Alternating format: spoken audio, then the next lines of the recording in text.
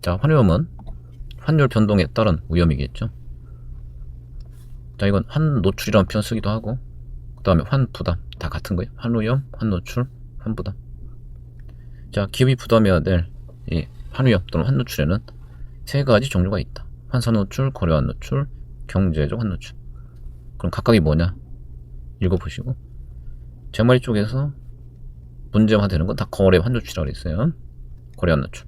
외화로 표시된 채권 채무가 발생할 때, 또는 채권 채무 계약 당시 환율하고 그 채권 채무를 결제할 때 그때 환율이 달라져서 그것 때문에 자국 통화 기준이야. 자국 통화 기준의 금액이 변할 가능성이죠. 자, 이제 문제에서는 대개 누굴 대상으로 출제한다 그랬어요? 수출업자 또는 수입업자예요. 간단히 예를 들어볼게요. 자, 어떤 수출업자가 있어? 물론 한국 수출업자죠. 또 수입업자가 있어? 한국 수입업자예요. 자, 오늘 물건을 수출 또는 수입했어. 그럼 환위험은 언제 문제가 되는 거냐면, 자, 이제 수출 수입 대금을 첫 번째 외화로 결제, 달러로 결제, 그리고 당장 결제하는 게 아니고 그걸 미래에 결제하기로 했을 때, 이때 이제 환위험이 노출되는 거예요. 예컨대 자, 오늘 자, 수출하고 수출 대금을 달러로, 자, $10,000. 자, 이거를 3달 후에 결제 받기로 했다. 자, 그럼 이제 환율 변화 시 문제가 되는 거예요. 수출은 원했는데 결제를 달러라면 3달 후에 결제 받기로 했다. 자, 그럼 수입업자가 똑같아요.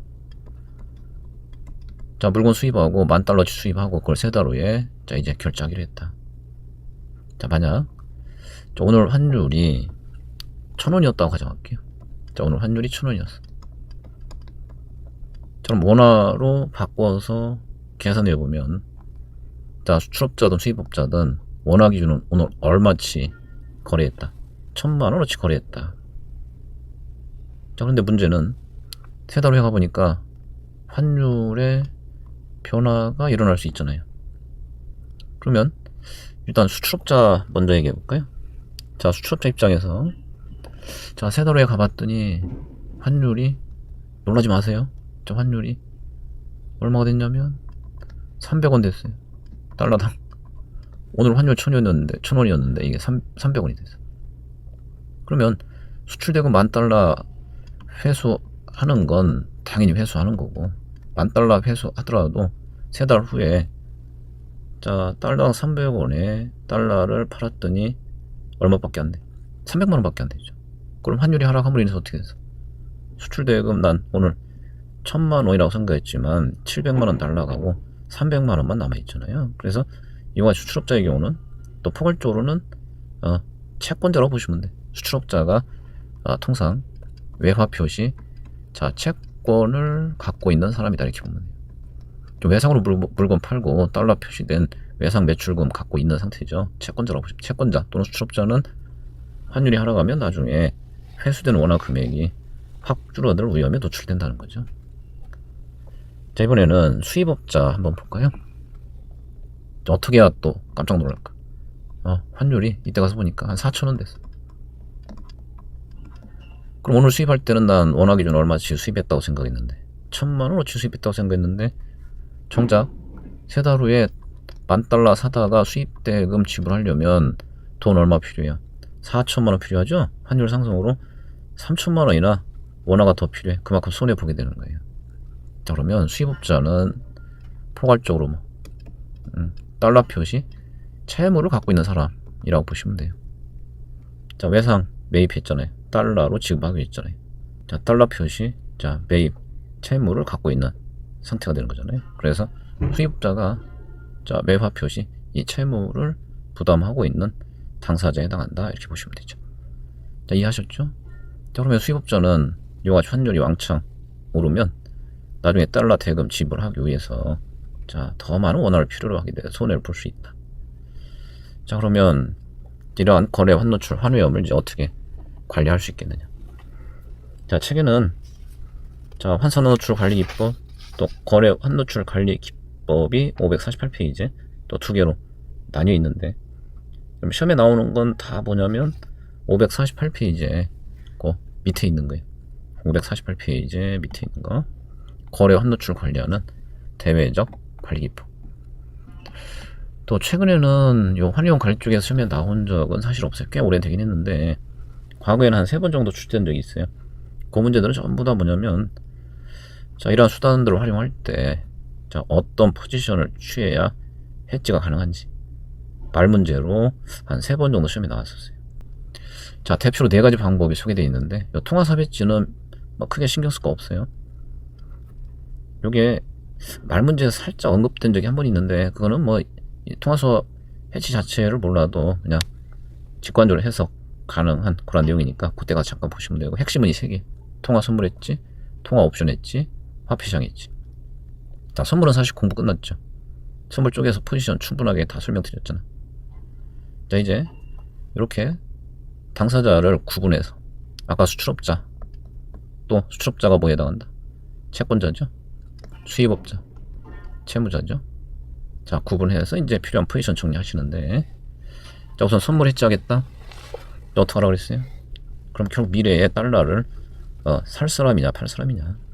수출업자는 미래에 달러 대금 받으면 달러를 원화로 바꿔야 되니까 달러 팔아야 되죠. 미래에 달러 매도 예정인 당사자이기 때문에, 자, 선물 매도해야 된다. 수입업자는 반대로, 자, 미래 대금 지불에 달러를 사야 되잖아요. 미래에 살 당사자이기 때문에 선물을 매입해야 된다. 그 다음에 이제 통화 옵션인데, 옵션 통해 해지할 때는 다시 2가지 경우로 나누어서 정리할 수 있어요. 우선 동그라미 1번은 요거는 단일 옵션이요. 옵션 하나를 이용해서 해지하겠다면, 자, 우선 결론부터 얘기할게요. 자, 수출업자는, 자, 풋옵션을 매입해야 돼요. 풋옵션을 매입해야 돼요. 수입업자는 콜옵션을 매입해야 돼요.